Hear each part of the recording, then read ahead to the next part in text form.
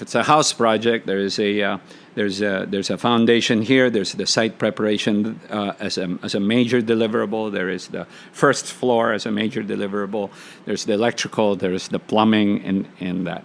And then inside each of those major WBS elements, for example, electrical, below it is maybe first floor electrical and second floor electrical and power bus and so on and so forth, right? Maybe and then right below power bus would be probably wiring, cabling, installation of control panels. I don't know what I'm talking about. I'm making this all up. And so the principle of which is the lower levels of the WBS becomes aggregates of the next layer, moving up and rolling up to become the project output.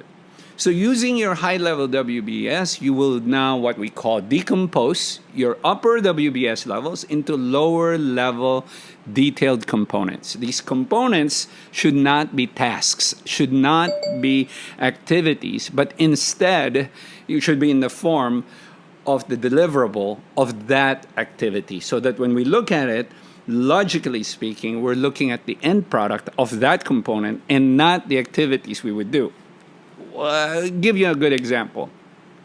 You're doing a birthday party, and in the planning of the birthday party, you will put in there venue.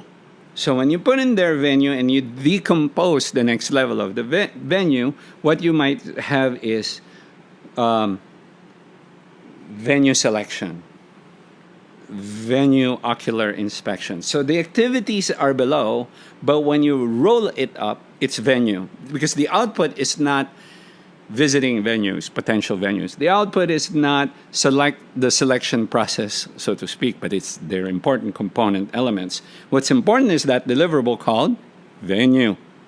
Same thing with an invitation list. So an invitation list is a deliverable, and so it must be in the WBS. And as you go to the further lower level of details, or the next level of detail below invitation list, could be first draft, second draft, approval, right? And these components will have the ability to logically roll up into that output.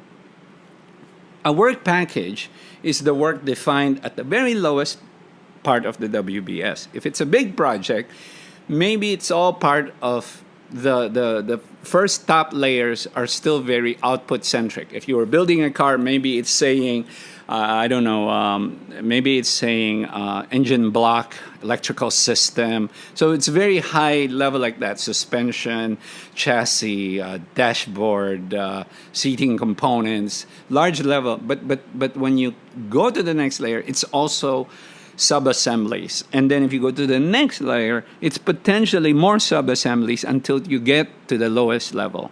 When we come to the lowest level, this is when we call it a work package, meaning that they are defined as the lowest level of the WBS by which we can cost and we can estimate duration of the project. So imagine one of these WBS elements to have a definitive cost and estimatable duration, all right? Therefore, controls. The level of detail of the work package will depend on the size and the complexity of the project. Some WBS spans in the hundreds of elements. For example, if we were building a nuclear power plant. And then a smaller project, such as a process improvement, may just include maybe a dozen or 2 dozen elements that goes into this WBS. Don't forget to create a WBS dictionary that will provide you some form of description so that you don't end up writing long words, statements, and sentences inside the WBS when you create either the outline format or the org chart format. So when do you stop dividing your WBS to smaller elements? Generally speaking, the best way for you to do this is from a reporting period rule. This reporting period rule is the task should be longer than single reporting period. So if you report every week, then the task should last longer than a week. If you are reporting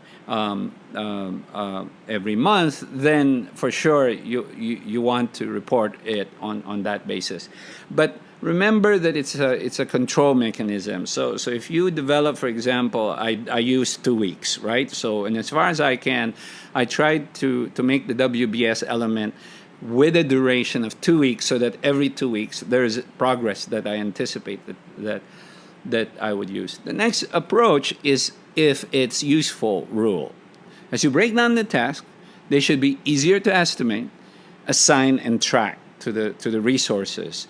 So if it's useful, decompose. If it's not, then don't.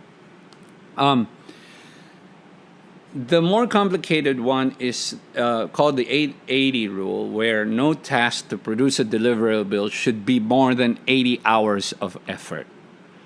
So, that means keeping your work packages under 10 days. And that's very synonymous to the reporting period rule, except this one is bottom up. It looks at the duration of the package, and if it's 10 days long, then it would be considered the lowest level of the WBS you want to use. And so let's take a look at some examples of WBSs across different projects. We will be now going into a workshop where you will create a detailed work breakdown structure, or WBS, for your project. For the purpose of this exercise, I would like to break it down to 4 levels. 4 levels, counting your first level is the very top, which is your project output, and then moving down 4 levels, 3 more below it.